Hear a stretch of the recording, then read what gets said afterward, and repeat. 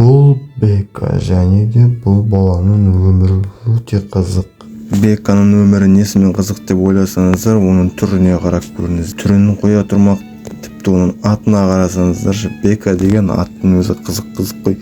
Бека атты адамдар қалай өмір сүретінін тіпті түсінбейсің де. Бека деген атқа, конечно, ешқандай менің қарсылығым жоқ, бірақ все-таки Бекалар всегда біртүрлі болады. Ал біздің баламыз да дәл сондай біртүрлі бала. Оның түріне қарасаң, көздері безэмоциональный, өмірі недовольный, какой-то біртүрлі бала бұл. Бұл баланың түрі ашуланса да, жыласа да, қуанса да мүлде өзгермейді. Оның түрі қандай жағдай болса да дәл осы бір қалпында сақталып тұра береді. Бека онымен қоса өсіп жетілмей алған. Оның үйіне қарасаңыздар, үйі әдемі. Бірақ үй жағында осындай горка барына назар аударыңыздар. Бұл горканың нормальный үлкен адам мүлдес үй жағына салмайтын тұғын, если только оның баласы болмаса. Ал бұл Беканың мүлде баласы жоқ. Бұл үші үй жағына бір емес екі горка салып алған ғой. Бека дұрыс жетілмей алғанымен қоймай, бұл Беканың іші пысаданды сынды. Бұның я қызы жоқ, я баласы жоқ, бірақ бұл Бека отбасы құрғысы келеді. Отбасы құру үшін бұл қыздармен танысқысы келеді. Как раз соның үй жағында қыздар көп жүретін. Бұл көршісінің екеуі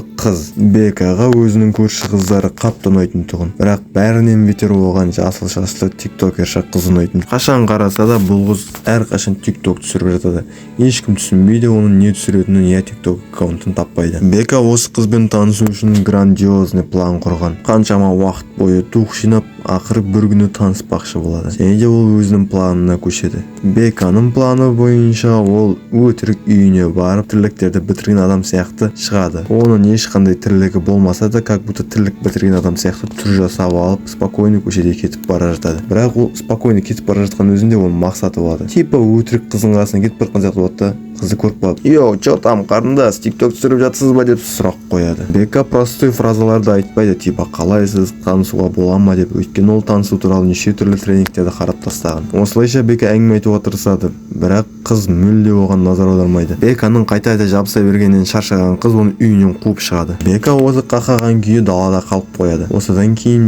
Осы ситуациядан кейін Бека өзіне өзі мүлде көңілі толмай, самоуверенность жоғалтып алады. Қаншама уақыт бойы дух жинап істеген тірлігі жүзеге аспағасын ол бір шешім қабылдайды. Бека оның танысқысы келген қызы үйінен позормен қуып шыққаннан кейін мотоциклін алып судың жағасына келеді. Судың жағасына келіп ол өзімен өзі сөйлеседі. "Қапат деген өмірім не болып кетті, өзі түк түсінбей қалдық қой. Я мақсаттарым жоқ, я тасып жатқан ақшам жоқ, үйім ғана бар, оның өзі үйімді әке-шешем сатып алып берген." Беканың өмірлік мақсаты болмағандықтан ол мүлде настроениесі болмайды. Күні бойы үйінде жатып шер болған. Ол осы істегісі келіп жатқан тірлігін ойланып бір жүгіріп қайтады. Может быть, бір-екі рет резко қозғалғаннан оның ойы өзгеретін шығар деп ойлап, бірақ тым өзгермегендіктен қайтадан өзінің мотоцикліне барып ойлаған нәрсесін до конца істеуге тырысады. Ол мотоцикліне отырып, мотоциклін қоттап орнынан қозғалады. Орнынан қозғалып, судың жағасындағы мостикке айырып барады да тіреліп қалады. Бека күрсінеді.